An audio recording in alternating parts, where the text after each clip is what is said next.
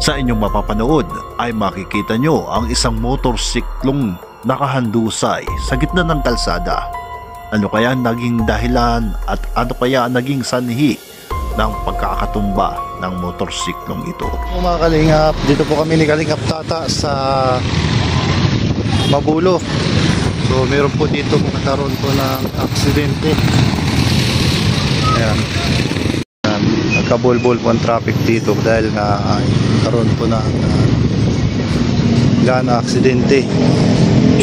So ayan, nilapitan na po ng mga rescuer at ang ambulansya yung pong biktima para malapatan po ng lunas.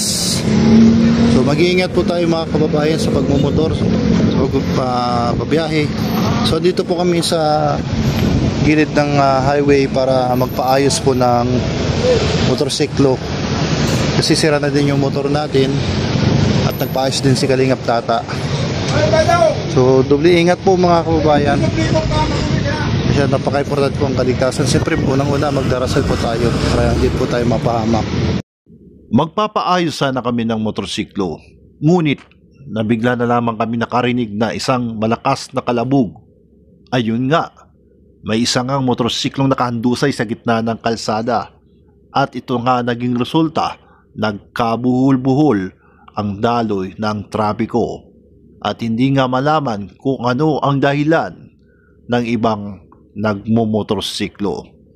At ito na nga, at base sa ating mga narinig na mga usap-usapan ng mga tao ay meron daw na aksidenteng dalawang binata na ano kaya nangyari.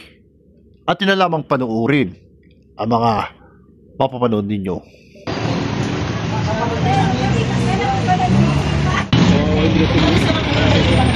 Ano Lods? Buti hindi natin malo, Lods? Buti hindi na puruhan. Walang aksidente, ang lakas ng pagkabangga.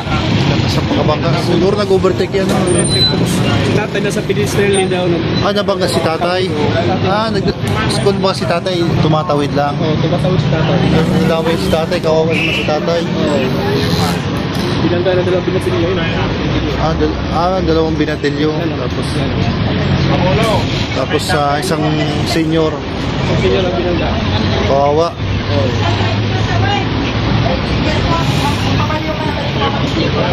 Action agad yung ginawa ng pagbiyakin. Mabilis agad. Mas mabilis kayo agad yung action nila. At nalunasan agad po.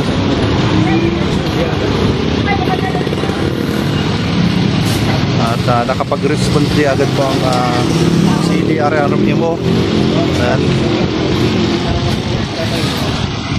Pero ang mas nakakawa po rito yung matanda yung tatay sa buong senior citizen. Nang ating lapitan ay isa palang senior citizen ang nadali. Tatawid na lamang ito ng kalsada nang biglang umanong sumingit itong dalawang binata. Ito ang dahilan kung bakit nahagip ang matanda. Napakamot lamang ng ulo itong nakaitim na jacket na ito upang samahan itong si Lolo sa ospital upang suriin nga kung nagkaroon nga ng matinding pinsala sa ulo ng matanda. Pero itong dalawang ito ay isasama rin, isasakay din sa ambulansya upang suriin din kung merong nagkaroon ng matinding pinsala sa kanilang mga katawan. At buti na lang at hindi nga sila napuruhan.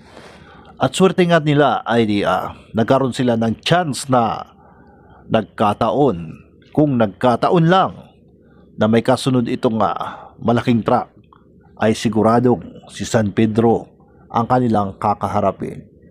Ngunit napakaswerte pa at hindi pa nila oras. At leksyon na rin ito sa mga matutuling magpatakbo. At susunod ay magdaan-daan tayo at doble ingat at huwag masyadong magmadali.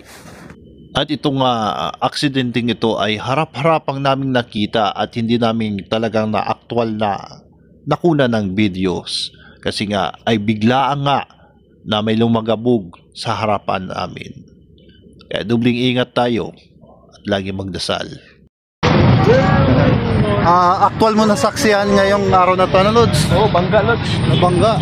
Kaya dapat talaga ingat tayo sa pagmamaniho. Kaya nga, ingat sa pagmamaniho. Ingat tayo sa pagmamaniho, Lods, kasi hindi natin alam yung disgrasya, yung aksidente. Wala nangyari, bigla na tumawid si tata, hindi niya alam, mababantayin siya. So, actual po natin na saksihan at ikalingap tata. Arjun, nakita mo rin. Nowhere ang susuko. Kaya mag-iingat ka, Arjun, sa pagtatawid.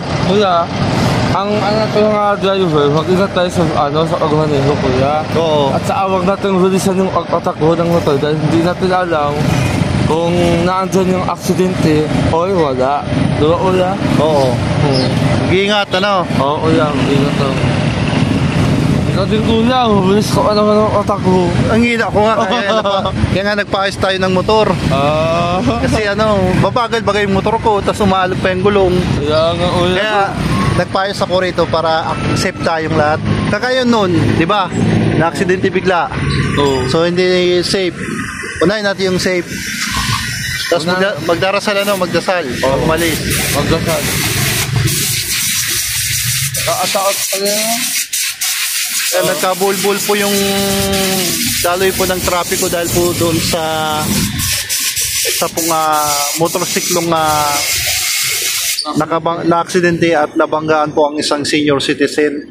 So natatawid lamang po at dinala na po ng ambulansya para suriin at malapatan po ng unang lunas. At siyempre baka karoon po ng CT scan o po kung may mga kinakailangan. At inimbestigahan na po ng pulis ang pangyayari. Kaya Arjun, mag-iingat tayong lahat. Pangis. Oo. Ikaw, mag-iingat ka din, kuya. Salamat. Lahat tayo, lahat. Ano mo ipapay mo kay Arjun? Oo, dapat mag-ingat, Arjun. Masyadong malikot pag... Ano mag-iingat? Ikaw yung line mo to eh. Ako wala. Huwag kayo masyadong malikot pag nasa likod ka. Angkas kita, huwag ka masyadong malikot kasi minsan giwang-giwang yung motor pag angkas ka. Sabi daw, wala daw siya motor. Si tatay nga, walang motor na aksidente. Oo. Kaya ikaw dapat, dapat ikaw ay pag sumatawid ka, dapat lagi ka nakatingin sa kalsada. Right and left. Tingin ka. Right, left? Yes. Ingat ka lagi, ingat. Makinig ka kay Kuya Tata mo, Oo, kuya. para naman sa'yo yan, para gusto kasi niya, naligtas ka lagi. Ayaw ka niya mapahamak. Tayo dyan.